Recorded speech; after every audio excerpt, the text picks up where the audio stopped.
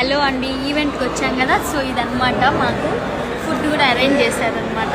అదోండి మా డాడీ, మా mummy food, ఇదే ఫుడ్ అనమాట. డెజర్ట్స్ కూడా ఇచ్చారు, ఆల్ వెరైటీస్ ఉన్నాయి.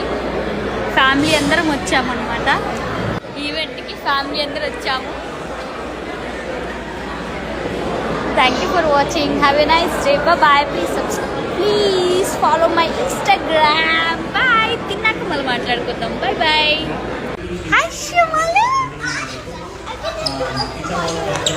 బాగా నిల్చుకో.